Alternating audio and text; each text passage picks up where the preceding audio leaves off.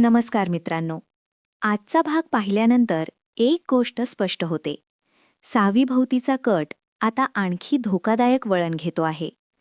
Police स्टेशनमध्ये घडणारा scene खूपच धक्कादायक आहे.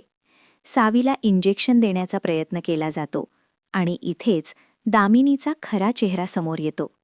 पण योग्य वेळी राणीचा हस्तक्षेप सावीला मोठ्या संकटातून वाचवतो. राणी जे प्रश्न उपस्थित करते ते फक्त कायदेशीर नाहीत, तर माणुसकीशी संबंधित आहेत. कोठडीत असलेल्या व्यक्तीवर असा अन्याय कसा केला जाऊ शकतो, हा मुद्दा ती ठामपणे मांडते.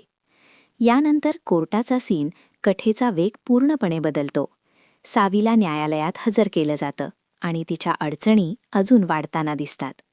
दरम्यान दुसरीकडे धैर्य शुद्धीवर येतो आणि सावीबद्दलची बातमी ऐकून तो पूर्णपणे हादरतो. सावीवर ड्रग्ज प्रकरणाचा आरोप असल्याचं जेव्हा समोर येतं तेव्हा सगळ्यांनाच धक्का बसतो. माझ्या मते हा आरोप केवळ एक केस नाही, तर सावीला अडकवण्यासाठीचा मोठा डाव आहे. धैर्याचा विश्वास ठाम आहे की सावी असं कधीच करू शकत नाही.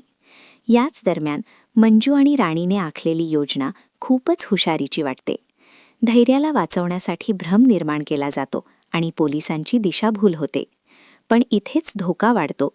भास्करला धैर्य आल्याची चाहूल लागते आणि तो तात्काळ पुढच्या हालचाली सुरू करतो. हा क्षण कथेतील सगळ्यात तणावपूर्ण टप्पा ठरतो. माझ्या मते पुढील भागात 3 गोष्टी महत्त्वाच्या ठरणार आहेत. पहिली, सावीवरचा आरोप खोटा असल्याचं कसं सिद्ध होणार. दुसरी, धैर्य सुरक्षित राहणार का. आणि तिसरी, दामिनी भास्करचा कट आता किती दूर जाणार.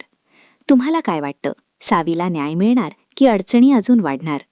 कमेंटमध्ये तुमचं मत नक्की सांगा.